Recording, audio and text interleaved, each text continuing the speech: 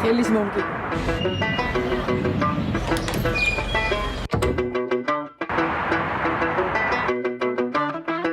წავეთ. გია ლაბაძე 15 წელია ფუნიკულიორის მექანიკოსია. მისთვის სამუშაო დღე დილის 9 საათზე სამთო საბაგირო რკინიგზის შემოწმებით იწყება.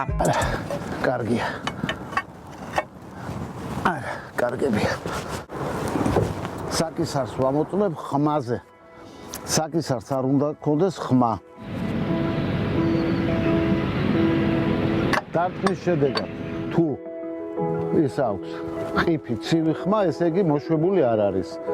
თუ ფუყე ხმა აქვს, ესე იგი მოშვებულია და უნდა გადააჭირა.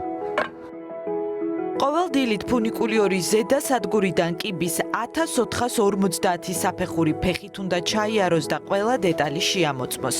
მისი თქმით, სამთო საბაგირო რკინიგზა ნებისმიერ სეზონზე და ამინდში მუშაობს. ერთადერთი შემთხვევა, როდესაც ტრამვაი ჩერდება, ძლიერი ჭექაქუხილია. გვეუბნება, რომ ამინდი ფუნიკულიორის მუშაობაზე მეტად მის გადაადგილებაზე მოქმედებს. ტრამვაის მუშაობაზე არა, მაგრამ ჩემ ჩამოსვლაზე ახდენს, იმიტომ რომ ხანდახან 9 საათზე მეტი მჭირდება, აი ეს ჩაჭიდებული და ფეხებზე ის მეყენია. ყინულს აწინააღმდეგო რკინის ლანჩიანი რეზინის წამოსაცმელი ფეხებზე. თბილისის ფუნიკულიორი 3 სადგურისგან შედგება. ქვედა სადგური ჭონქაძის ქუჩაზე მდებარეობს. ზედა სადგურზე შესასვლელი მთაწმინდის პარკიდანაა. მათ შორის კი კიდევ ერთი გაჩერებაა. ეხლა ჩვენ ვიმყოფებით შუა სადგურზე, ამას შუა სადგურს ეძახიან საერთოდ მგზავრები, თორე ეს არის მამა დავითის გაჩერება. ზედა, ქვედა და შუა სადგური. და აქედან მოხვდებით მამა დავითის ეკლესიაზე. დილის შემოწმებას დაახლოებით 15-20 წუთი სჭირდება. ამის შემდეგ ფუნიკულიორის მექანიკოსი ინფორმაციას ქვედა სადგურიდან ზედა სადგურს გადასცემს და სატესტო რეისის შესრულებაც იწყება. ზედა სადგური როგორ გესმის? ქვედა სადგური. ტრასა შემოწმებულია, ყველაფერი ნორმალურად არის, შეგიძლიათ დაიწყოთ მოძრაობა. გასაგებია დავიწყოთ სატესტო რეისი. შემოწმების დასრულების შემდეგ სატესტო რეისი გადის. ეს იმას ნიშნავს, რომ ორივე ვაგონში მხოლოდ ვაგონის ოპერატორების ხდებიან. გზაში რამდენიმეჯერ გაჩერდებიან, შემდეგ თავიდან დაიძურებიან. ამგვარად სამუხრუჭე სისტემას და სხვა დეტალებს ამოწმებენ. სატესტო რეისის შემდეგ მგზავრების გადაყვანა უკვე ნებადართულია. სტუმრებისთვის ფუნიკულიორი დილის 10 საათზე იხსნება.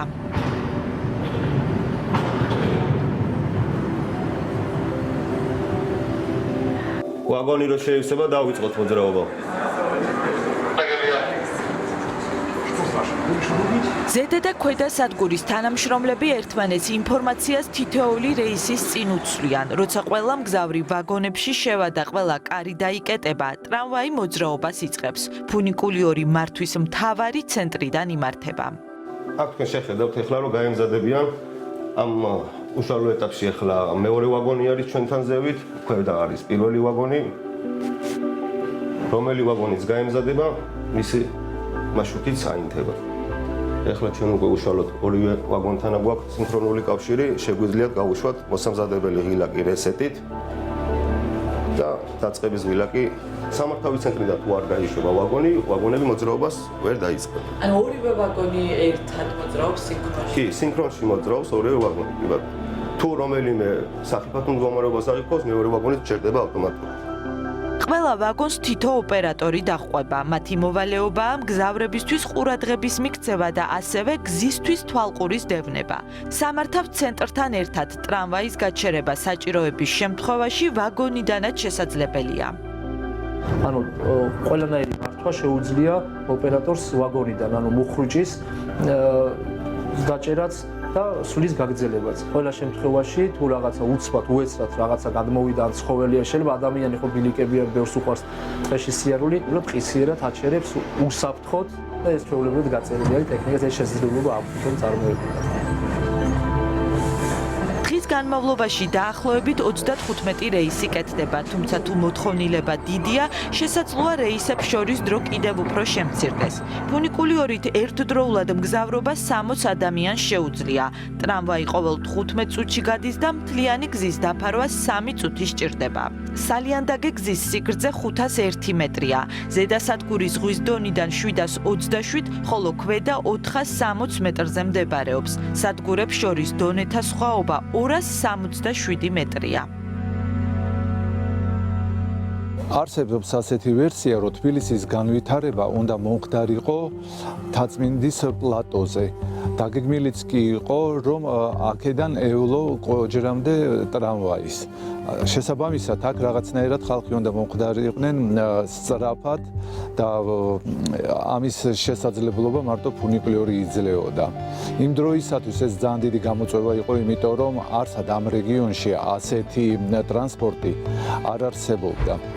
თბილისის ფუნიკულიორის მშენებლობა 1903 წელს დაიწყო და 2 წელიწადში დასრულდა. პირველი რეისი სამთო საბაგირო რკინიგზამ 1905 წლის 27 მარტს შეასრულა. პროექტის ავტორი ფრანგი ინჟინერი იყო, მშენებლობას კი ბელგიელები და იტალიელები ხელმძღვანელობდნენ. ფუნიკულიორის ზედა და ქვედა სადგურების შენობები 1905 წელს თბილისელი არქიტექტორის შიმკევიჩის პროექტით აიგო. თურმე თავიდან თბილისელებს მთაზე დაკიდებულ ახალ ტრანსპორტში ჩაჯდომის ეშინოდათ, ამიტომ კომპანია ფულს უხდიდა მათ, ვინც სამთო საბაგირო რკინიგზით იმგზავრებდა, თუმცა ფუნიკულიური ქალაქის სავიზიტო ბარათი მალევე გახდა. 2012 წელს უკვე მოხდა რეაბილიტაცია თვითონ ფუნიკულიორის. საინტერესო ის არის, რომ კომპანიამ, რომელმაც 1905 წელს ჩააბარა საზოგადოებას ექსპლუატაციაში ფუნიკულიორი და შემდგომში 2012 ერთი და იგივე კომპანია. ანუ 120 წელია ფუნიკულიორი თანამშრომლობს კომპანია დოპელმაიერთან, რომელიც უშუალოდ არის ლიდერი ამ ბიზნესში. 2012 წელს ჩატარებული რეაბილიტაციის შემდეგ გამოიცვალა ვაგონები, ბაგირი და ყველა ტექნიკური აღჭურვილობა. ერთადერთი რაც უცვლელი დარჩა ლიანდაგები იყო.